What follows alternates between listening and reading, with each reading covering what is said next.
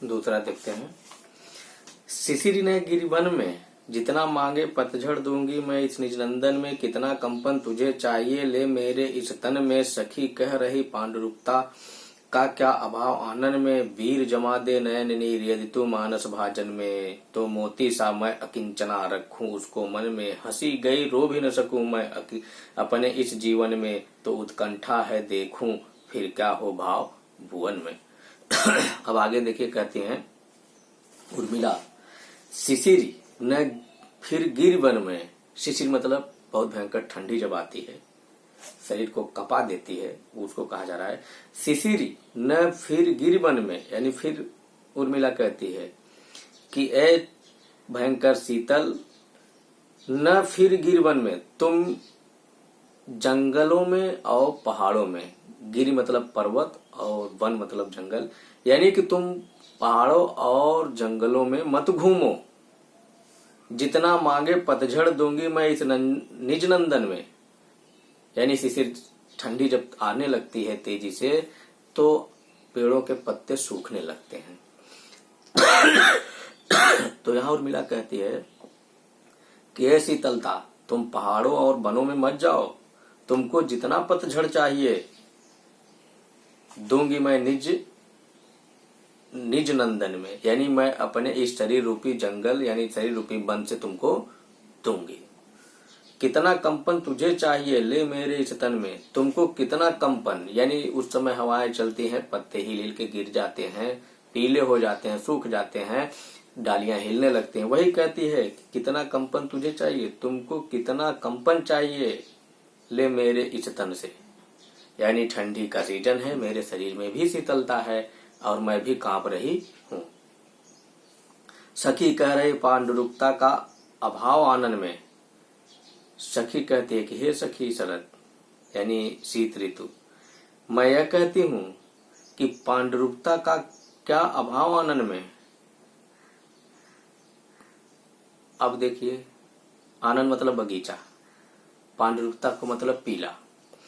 कहती है कि ये शीत शिशिर, तुमको कितना पीलापन चाहिए, तुम जंगल में क्यों घूमती हो, तुमको जितना पीलापन चाहिए वो मेरे इस पेड़ रूपी शरीर से ले ले। मेरे एक एक अंग पीले हो रहे हैं, कभी हाथ, कभी पांव, कभी आंख, कान, नाक, सब पीले हो रहे हैं, क्योंकि मैं अपने प्रिय लक्ष्मण के विरह में पीली हो रही हूं और अब धीरे धीरे सूखती जाऊंगी। इसलिए वो कहती है कि तुमको जितना भी कंपन चाहिए, जितना भी पत्ते पीले चाहिए, वो सब मेरे इस निजी यानी मेरे शरीर रूपी पौधे से ले लीजिए।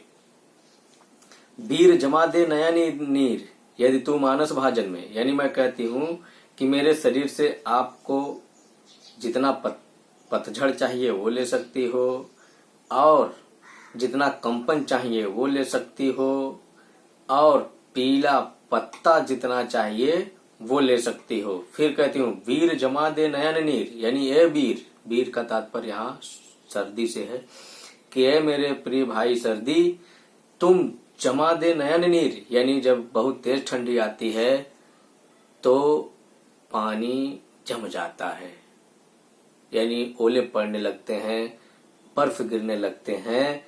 वही कहती है कि उसी प्रकार जिस प्रकार आकाश में सब पानी बर्फ बन जाता है, उसी प्रकार मानस भाजन में अब कहा जा रहा है नयन नीर, जिस प्रकार सब पानी सब जगह ठंडा होकर बर्फ बन जाता है, उसी प्रकार मेरा नयन नीर, मेरी आंखों के आंसुओं को तू जमा दे।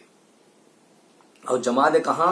मानस भाजन में, यानी यह मन रूपी बर्तन में, मेरे इस मन रूपी बर्तन में तुम मेरे आंखों के आंसुओं को जमा दे, जिसके कारण मैं उसे तो मोती सा मैं अकिंचना रखूं उसको मन में। तो मैं मोतियों के जैसा अकिंचना, यानी जैसे कोई निर्धन मोती को बचा कर रखता है, मैं उसी प्रकार उसको बचाकर रख लूं अपने इस मन में। यानी अगर मेरे आंखों के आंसू मेरे मन में जम जाएंगे तो मैं उसको वहीं पर संभाल कर रख दूंगी, जैसे एक निर्धन व्यक्ति मोतियों को पाता है और बहुत बचाकर रख लेता है। हंसी गई रो भी न सकूं, मेरी खुशी हंसी चली गई।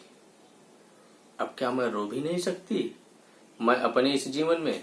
अब उर्मिला कहती है कि मेरे पति चले गए हैं, अब मैं रो भी नहीं सकती, हंस भी नहीं सकती अपने इस जीवन में। हंसी तो पहले ही चली गई थी, अब मैं रो भी नहीं सकती हूँ।